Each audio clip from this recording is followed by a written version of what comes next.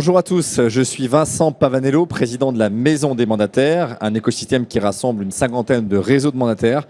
Ces réseaux de conseillers immobiliers que vous connaissez bien maintenant, qui font le même métier et la même fonction que les conseillers en agence. Simplement, ils le font sans lieu physique pour recevoir le client, ils le font de chez eux. Et deuxième différence notoire, la plupart et même l'intégralité des conseillers sont indépendants, là où on a un mix en agence. Je fais cette comparaison parce qu'il va être beaucoup question de cette comparaison entre les agences dites traditionnelles, sans leur faire offense, et puis les réseaux dits de mandataires. Aujourd'hui, un sujet qui me tient à cœur et qui tient à cœur de la Maison des mandataires, dont je rappelle qu'évidemment Capifrance est un des membres depuis le premier jour. On est ravis, Philippe, de t'avoir parmi nous. Un sujet important qui est celui des transfuges. On a parfois tendance, je trouve, dans notre secteur à surjouer la différence des modèles, à imaginer qu'il y aurait des murailles de Chine entre les deux modèles et qu'il serait impossible de passer de l'un à l'autre, dans un sens comme dans l'autre. Aujourd'hui, le sens qui va nous intéresser et le chemin qui va nous intéresser, parce que c'est le vôtre à tous les trois, c'est celui de gens qui étaient en agence en tant que négociateurs, salariés ou indépendants, et qui sont passés dans un réseau de mandataires. Et c'est important qu'on ait ce débat. C'est pour ça que Philippe, quand tu m'as proposé de l'animer, j'ai dit tout de suite oui, parce que c'est un phénomène qu'on voit de plus en plus. Je vais te laisser donner les chiffres après pour Capifrance, mais dans les grandes masses des réseaux de mandataires, on peut imaginer qu'il y avait avant plutôt 10% de pros et 90% de reconversion. On est passé à 15, à 20, et je comprends que dans quelques réseaux, on a même dépassé aujourd'hui les 20. Parmi ces pros, il y a évidemment beaucoup de transfuges, de gens qui ont déjà de l'expérience dans l'immobilier. Donc ça m'intéresse d'en discuter avec vous. J'ai trois invités aujourd'hui. Philippe Buyens, qu'on ne présente plus, tu diriges le réseau Capifrance, tu nous en parleras ensuite. Et plutôt que de parler des conseillers, tu m'as dit on va faire parler des conseillers. Et c'est une très bonne idée. Et donc on est ravis d'avoir non pas deux conseillers mais deux conseillères aujourd'hui. Vous vous présenterez juste ensuite, mais on est ravis de vous avoir et vous nous parlerez de votre expérience de terrain. Encore une fois, Annabelle et Christelle, ravis de vous avoir ici sur le plateau. Philippe, d'abord c'est ton expérience personnelle aussi qui t'a amené à choisir ce sujet-là. Dis-nous pourquoi. En fait, comme tu le sais, toi, Vincent, parce qu'on a déjà eu l'occasion d'en parler, j'ai passé de nombreuses années dans les directions de deux grands réseaux d'agences immobilières. Et puis, depuis un peu plus de 10 ans maintenant, je dirige le réseau Capifrance. Donc, j'ai connu la vie de conseiller et de patron d'agence en agence pendant, je n'ose pas le dire parce que ça va beaucoup me vieillir, mais plus de 25 ans. Et puis depuis 10 ans, la vie d'un conseiller indépendant, mandataire. Donc je connais bien les deux univers. Du coup, bien loin de moi l'idée d'opposer les modèles. Et puis surtout, ce qui m'intéresse à un moment donné, c'est de partir du client final. Lui se fiche de savoir si on travaille dans une agence ou si on travaille de chez soi. Il veut de la compétence, il veut du service, il veut de la disponibilité, de la réactivité. Est-ce qu'il y a un modèle qui s'y prête un peu plus que l'autre? Je laisserai Annabelle et Christelle y répondre. Et dans mon observation, quand je suis arrivé chez Capifrance, avec des yeux curieux quand même, hein, parce que je changeais vraiment d'univers, je me posais des questions très opérationnelles. Comment on fait pour signer un compromis de vente? Alors, on ne peut pas signer des compromis de vente chez les mandataires sans avoir un bureau, sans recevoir son client. C'est des choses un peu qui m'étonnaient, et j'ai vu que ça se passait très bien. La grande différence que j'ai tout de suite notée, c'est qu'en fait, moi, j'avais en face de moi des patrons d'agences qui portaient les investissements. Donc, s'ils décidaient de faire de la formation, leurs conseillers faisaient de la formation. S'ils décidaient de participer à tel événement, leurs conseillers participaient. S'ils ne le décidaient pas, il ne se passait rien. Dans un réseau de mandataires, tu as une tête de réseau qui décide et derrière, tous les conseillers peuvent en profiter. C'est une des grandes différences que j'ai tout de suite observées. Alors, avant la différence, le rationnel de ce choix-là, de ce mouvement-là à l'époque, c'est quoi? C'est se dire, il se passe quand même quelque chose du côté de ces réseaux indépendants, dits réseaux de mandataires. Ce qui explique un peu ce changement. Alors, mon changement, il est motivé par deux raisons. Une raison personnelle et une raison professionnelle. La raison personnelle, j'habitais en région parisienne, ma femme est bourguignonne, elle m'avait dit, Philippe, la région parisienne, il va falloir qu'on la quitte à un moment donné. Mais pour faire quoi et pour aller où? Et puis... plus de 25 ans d'agence immobilière, autant dire que j'avais bien fait le tour du sujet, mais c'est un milieu que j'adore, que je connais bien, et j'avais envie de poursuivre dans cette voie. J'ai été chassé pour rejoindre Capifrance, dont le siège est à Montpellier, donc j'ai réunissais l'utile et l'agréable, donc me voilà parti à la découverte d'un nouveau modèle, dans un secteur d'activité que je connais bien, et à Montpellier, qui est une ville superbe. Super, bon, désolé pour ta femme, puisqu'on t'a fait revenir à Paris pour le rent, donc voilà, tu reviens à tes premiers amours franciliens. Annabelle, peut-être pour commencer, peut-être réagir à ce qu'a dit Philippe, mais surtout nous partager ton parcours à toi. Combien de temps en agence, depuis combien de temps chez Capifrance, et puis pourquoi ce switch, pourquoi ce mouvement? Alors moi, je voulais faire de l'immobilier, je suis autrice de métier et dans la communication. Et je voulais faire ce métier depuis de très longues années. Mais Tu es basé où, pardon? je suis à côté de Clermont-Ferrand, à côté de Volvic. Auvergnat comme moi. Exactement. Enfin, je suis pas auvergnate, mais j'y ai atterri en tous les cas. Et je voulais faire de l'immobilier autrement. J'avais une idée très arrêtée sur la façon dont j'allais travailler.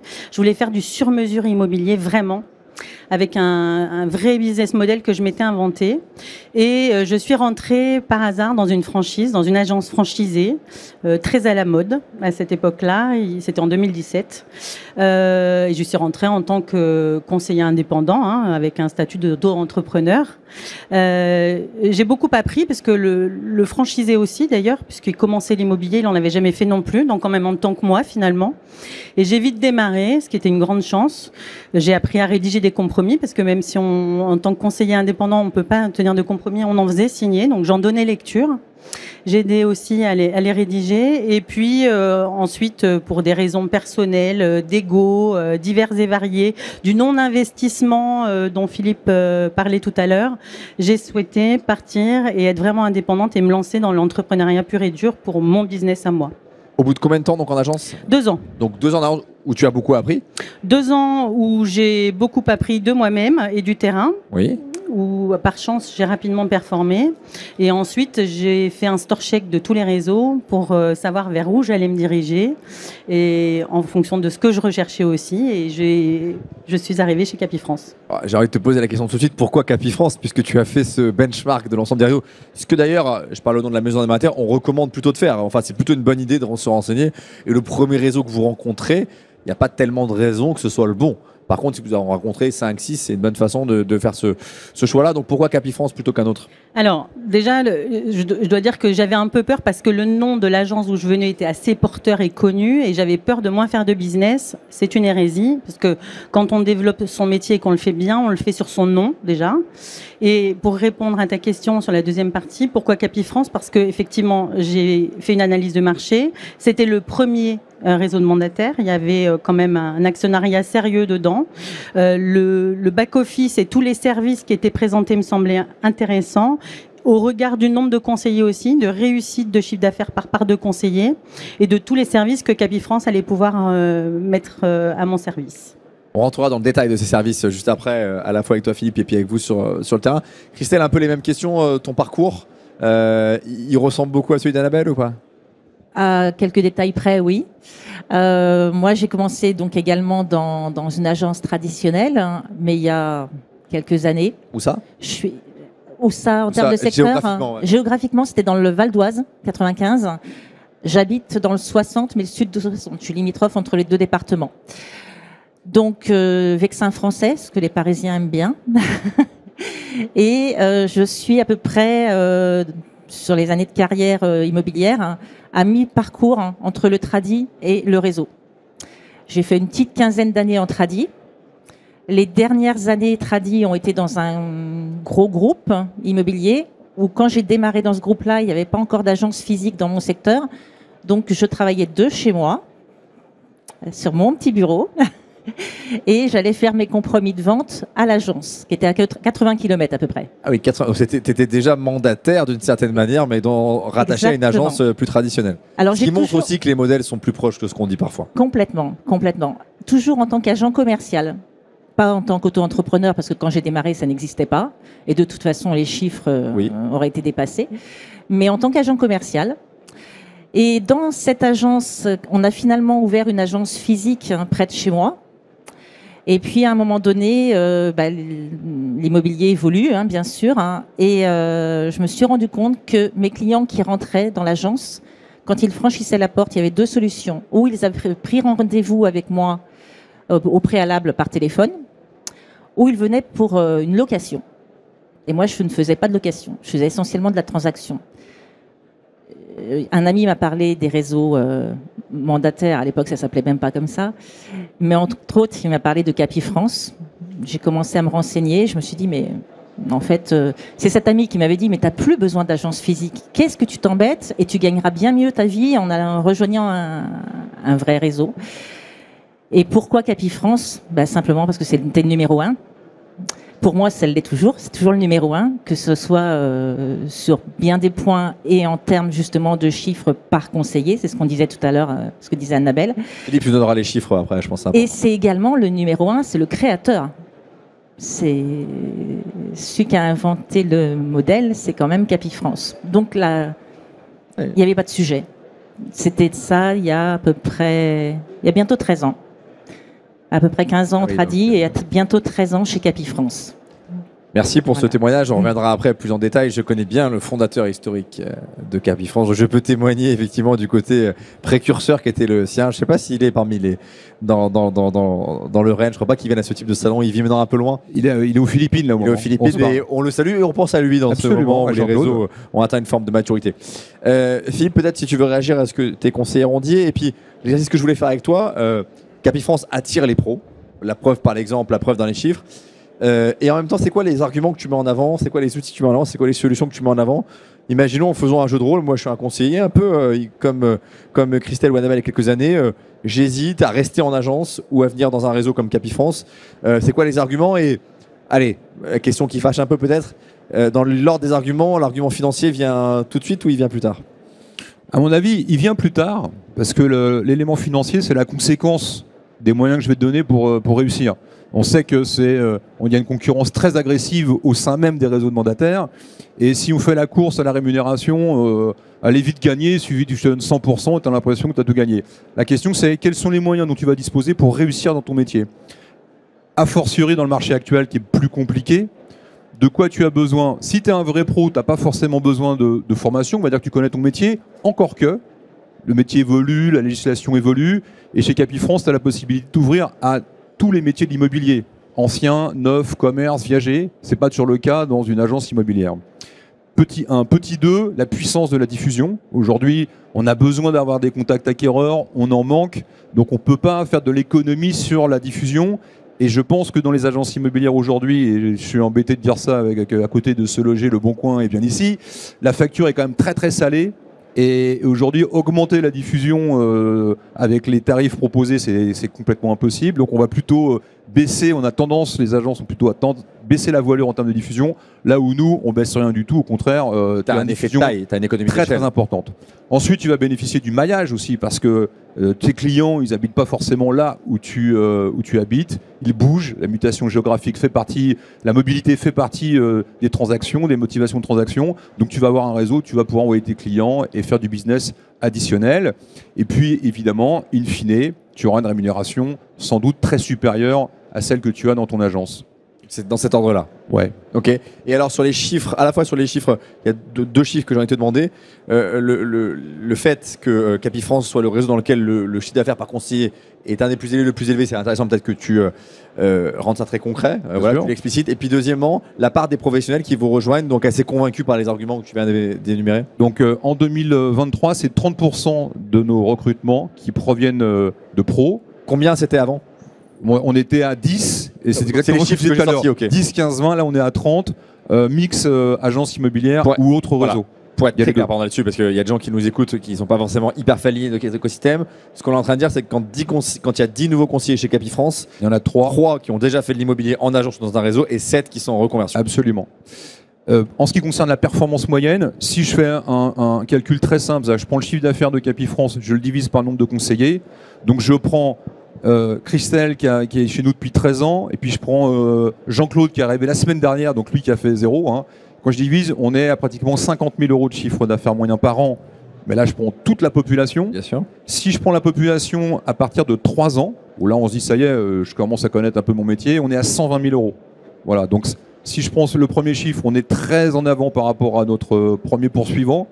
Et puis 120 000 €, je crois qu'on est aussi très très en avant devant tous les autres réseaux, voilà, et ça s'explique pas seulement parce qu'on sait, je crois, j'espère bien recruter, mais si on s'est bien formé, bien accompagné et doté d'outils performants nos conseillers. Et vous savez, mon rôle d'observateur extérieur de ces réseaux, et ce que je peux te dire en mon nom, c'est que c'est parce que tu attires des pros que tu as des bons chiffres, et c'est sûrement aussi parce que tu as des bons chiffres que tu attires des pros, parce que c'était ce qui était dit. J'ai un côté un peu vertueux qui s'enclenche, j'imagine, et donc tout ça c'est très concret.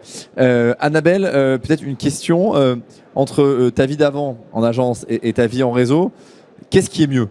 au-delà de la rémunération qui est plus importante, même si tu peux nous en dire un mot aussi, qu'est-ce que, quand tu compares les deux mondes, tu en as donné quelques exemples, mais si tu peux illustrer, tu parlais des outils par exemple, tu as plus d'outils aujourd'hui que tu avais avant, et si oui, c'est quoi les quelques outils dont tu as envie de parler, voilà. Qu'est-ce qui s'est amélioré dans ton quotidien professionnel? Alors d'abord, c'est incomparable parce que en agence, même si justement dans les nouveaux business models d'agence, il y a beaucoup d'agents commerciaux en fait, il n'y a pas forcément de formation. En tous les cas, moi, j'en avais pas reçu ni on m'avait proposé, donc il n'y avait pas cet accompagnement-là. Donc je me suis quand même auto-formée jusqu'à ce que j'arrive chez Capi où j'ai en plus complété en termes de formation. Je pense que de toute façon, la base de ce métier, c'est la curiosité personnelle et l'envie de se former continuellement tout au long de sa vie professionnelle. Donc ça, c'est la première des choses. Donc là, d'un point de vue formation, chez Capi, j'ai exactement trouvé ce que je cherchais. La deuxième chose, on en a parlé, c'est le niveau de rémunération. J'avais quand même l'impression, quelque part, que, au regard parfois des frais qu'une agence a, qui sont indéniables, ça se répercutait de façon très importante sur mon travail. Tu peux l'expliciter en disant, dans les grandes masses, ce que tu touchais en pourcentage avant et ce que tu touches maintenant? Ouais, c'est-à-dire qu'auparavant, en agence, j'étais en rentrant et en sortant le mandat, en exclusif, j'étais à 34%. 34%. 34%. Aujourd'hui, j'ai arrondi à 35. Voilà, aujourd'hui, en fin d'année, chez Capi, je suis à 100% de ma rémunération. Et sur les premières ventes? Sur les premières ventes chez Capi France, 85%. Donc tu commences à 85%. Donc ouais. En gros, pour prendre les grandes maths, tu es passé de 35 à 85 plus. Ouais. Puisqu'en fait, on n'a pas le temps forcément d'entrer dans ce détail-là, mais chez Capi France, plus vous faites de ventes, plus la part que vous captez sur chaque vente. Exactement. Et là, je comprends que tu as fait une très belle année. Bravo, c'était pas si simple. Merci. À la fin, tu es à 100%. Donc quand tu compares là, c'est au moins x2 sur les premières ventes et presque x3 sur les autres.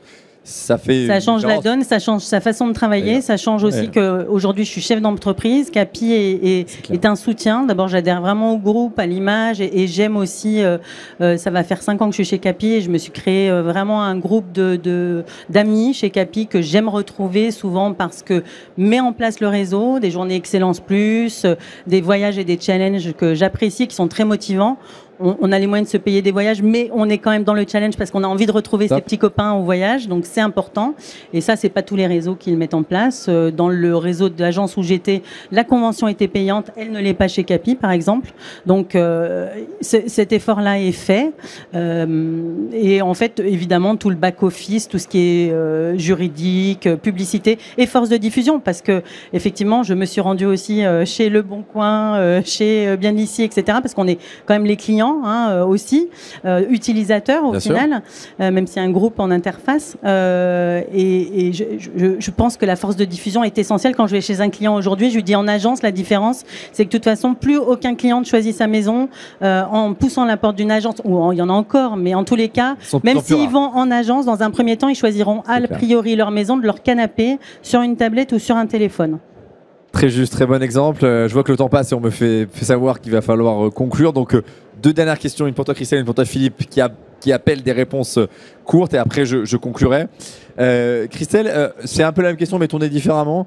Il y a beaucoup de gens qui nous écoutent ici et qui nous écouteront et qui regarderont cette vidéo en replay qui sont en agence. C'est quoi le conseil que tu leur donnerais ou les conseils? C'est quoi? C'est renseignez-vous. Déjà d'arrêter d'attendre.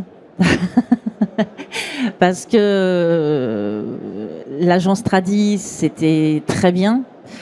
Mais aujourd'hui, l'évolution, c'est ce que je vous disais, Annabelle le disait très bien, la publicité, les clients, ils vont chercher leur maison depuis leur canapé et non pas en allant au marché.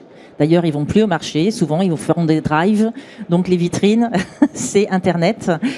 Donc oui, comparer les réseaux, bien sûr, c'est ce qu'on disait aussi, mais alors comparer réellement. Vraiment idéal. Rencontrer des mandataires, rencontrer des mandataires, ça me paraît indispensable. Rencontrer des mandataires. Bon. Ok, oui, tout à fait. Ça c'est un très bon point et ça, Philippe, tu concluras là-dessus. Vous allez sur le site Capi France, vous pouvez parler à des gens chez Capi France, vous allez sur vous avez accès aux mandataires à côté de chez vous, vous pouvez les appeler, pas pour vendre votre logement, mais pour éventuellement rejoindre le réseau, c'est possible. Dernière question pour toi, Philippe. Merci, mesdames, pour ces témoignages de terrain très utiles. Philippe, on a parlé en général de ces transfuges. Dans le contexte actuel, pour toi, ça fait encore plus de sens. En gros, je fais un peu moins de ventes, donc autant aller dans un réseau où j'ai une rémunération un peu supérieure, où je suis aidé. Et c'est le mot de la fin, ça appelle une réponse. Ouais, mais en fait, Christelle disait ne pas attendre. Quand tout va bien, on ne se remet pas en question. Là, le contexte nous oblige à revoir nos modèles. C'est valable pour nous aussi. Donc, c'est certain qu'en agence aujourd'hui, quand je compare ma rémunération dans un marché où j'ai fait peut-être moins 20, moins 25% de transactions, où mon patron vient de se séparer de l'assistante et baisse la voilure en termes de diffusion, l'avenir est peut-être plus compliqué. Donc, c'est forcément propice à un changement. Un tout petit mot, parce qu'on parle beaucoup des conseillers, bien sûr, mais on accueille aussi des patrons d'agence. Et aujourd'hui, on rencontre des patrons d'agence qui se disent « Moi, je me libère de charges fixes très élevées, du management d'équipe qui est parfois complexe, mais j'hésite à rejoindre un réseau de mandataires parce que je ne vais pas pouvoir recréer de la valeur. » Et chez Capifrance, comme tu le sais, on a lancé un programme de constellation. Ces constellations permettent de créer son équipe, donc je retrouve le côté management, mais plus cool. J'ai plus une assistante avec le salariat à gérer, etc., etc. Et puis, si je me monte une belle équipe et qui produit, je pourrais céder mon contrat, donc je crée de la valeur comme un fonds de commerce, comme quand j'étais entrepreneur de mon agence immobilière. Merci Philippe. Donc les négociés salariés sont bienvenus chez Capifrance, les agents co sont les bienvenus chez Capifrance, les directeurs d'agence sont bienvenus chez Capifrance, et puis les gens en reconversion restent bienvenus chez Capifrance. Absolument. N'oublions pas que nous tous qui faisons l'immobilier, on a à un moment donné fait autre chose, on a commencé par en faire. Donc en fait, on est tous des reconvertis, on va dire. Donc merci à vous. Petit point plus personnel, je ne sais pas si vous en rappelez, mesdames, ou toi si Philippe tu t'en rappelles, mais la première fois que je suis intervenu dans une convention d'un réseau de mandataires. La première fois que j'ai rencontré des mandataires en vrai, c'était une convention Capifrance à Lille. Oui. Je pense que c'était en 2020. Voilà. Je m'en souviens avec plein d'amis. Et donc, c'est un très bon souvenir pour moi. Et c'est là que j'ai vu la dynamique et l'énergie qu'il y avait dans votre réseau et que j'ai retrouvé aussi parfois dans d'autres réseaux, mais en tout cas dans l'écosystème des mandataires. Donc, ça faisait encore plus de sens pour moi d'animer cette table ronde. Merci de me l'avoir proposé, cher Philippe. Merci d'être intervenu. Merci à Christelle. Merci à Annabelle. Merci Vincent. Vous pouvez retrouver cette vidéo sur, je crois, YouTube, enfin sur tous les réseaux. Et merci à vous de nous avoir écoutés. À très vite. Salut Vincent, merci.